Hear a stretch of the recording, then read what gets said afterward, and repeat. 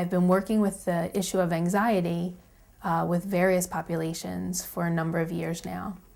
And I'm just going to talk a little bit about anxiety as it relates to adolescents. When we think about anxiety, we need to think about the fact that this is just a symptom. And usually what it's a symptom of is multiple stressors.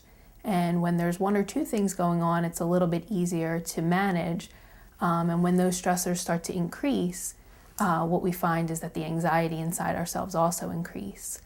What parents may see in their children, especially when they're going through puberty, is irritation, agitation, maybe some isolation. They often say, like, I don't know where my child went, who is this person?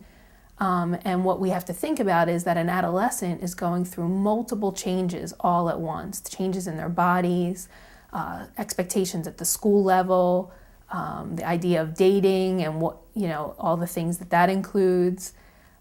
So oftentimes what happens is that they begin to have thoughts and fears.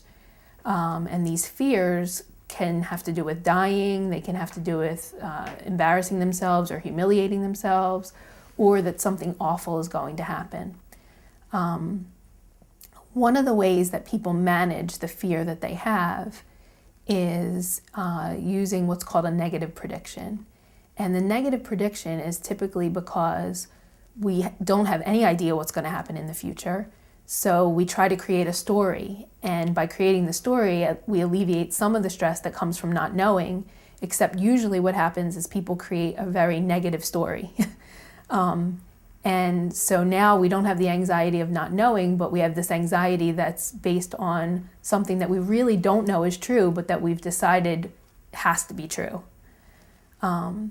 So part of the goal there with the negative prediction is to try to bring people, including our teens, back to reality, back to the present, and see if they can come up with some curiosity about what may happen in the future versus creating these stories that are very kind of fatalistic and even scarier than not knowing. So one of the main approaches, in fact, kind of the most researched and well-utilized approach is cognitive behavioral therapy. And depending on the specific symptoms and what the person is dealing with, there are various different techniques that can be used, such as the one that I described with negative predictions. Those techniques are exposure therapy, stress inoculation, applied relaxation, response prevention, and systematic desensitization. If you would like more information, please give us a call.